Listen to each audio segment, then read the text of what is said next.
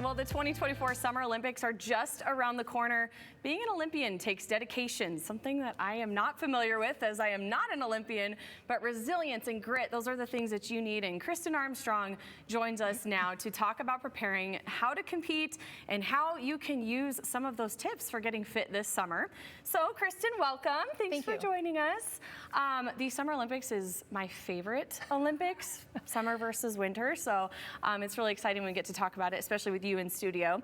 And for those that don't know, tell us about your experience in the Olympics. Maybe people don't know about it. I mean, you're right. The Valley has grown so much. Yes. And so, you know, my experience goes all the way back to 2004. That was my first Olympic Games in Athens, the birthplace of the Olympics. Yeah. And then I competed in 4 Olympics consecutively, from Athens to Beijing to London, and then my final one being in 2016 in Rio, where I took home my 3rd gold medal. Wow. You are incredible. You're going to have to teach me quite a thing or two. So how long are you preparing for the Olympics when you do this? How long would you say? You know, people ask that all the time, as far as like, you became a cyclist when you were in your 20s, Kristin. How in the world can you do this in your 20s and becoming an Olympian? Because a lot of times we're thinking about, we're playing ball sports since we were, you know, born. Right. And I always tell people that when you become when you find the sport that you end up excelling in, all the background you have, from whether you're playing soccer or baseball or you're running or you're swimming, all that goes back. So though I didn't start competing in cycling until my 20s, I've been an athlete all my life. And so all the deep character development you have, and the grit and the resilience, and just time management and the dedication, that begins at a very young age. And I don't think we really realize that, even though it's a new sport. Yeah. No, you start in childhood with whatever activity that you're doing. So I just think that's incredible. And in your 20s too, like, yes, there's hope for me. I mean, I'm not in my 20s, but there's hope for me. Tell us about some of the goals where you're helping other people, and how would you say is the best way to get fit this summer? If people are trying to reach those goals, what are some of the best ways? Yeah, you know, I think a lot of times when we think about exercise these days, we get overwhelmed because we think that exercise needs to be, you go to a place and you work out. And summer gets busy. I'm a mom, there's family, you take vacation. I mean, there's a lot of things coming at you, and oftentimes we get overwhelmed and we're like, well, I can't go to this class, so I just can't work out today. So I think we need to change our perception around working out and just moving our bodies.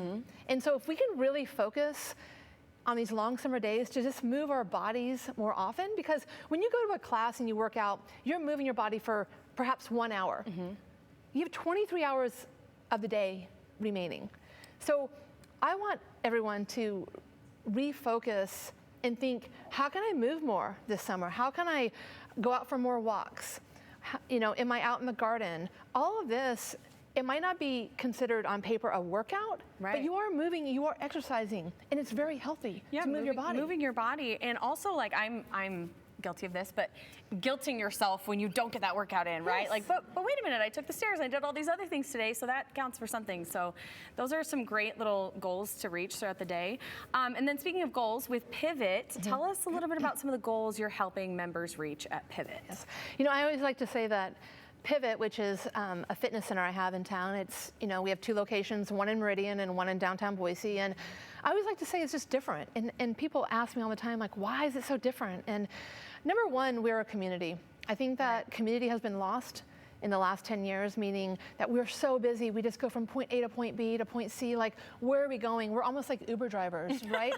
Exactly. But at the end of the day, we're a community, we're a place where you're with other people, the accountability is important, but we do nutrition, we have physical therapy, we have group classes, we have personal training, and we also have a 24/7 gym where you can come in no matter what time works for you.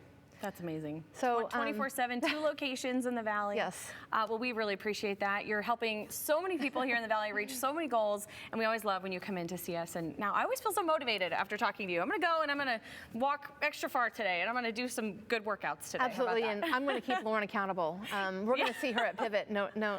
Absolutely. Yep, 100%. Well, thank you so much. Thank you. More Idaho Today right after the break. It's Boise.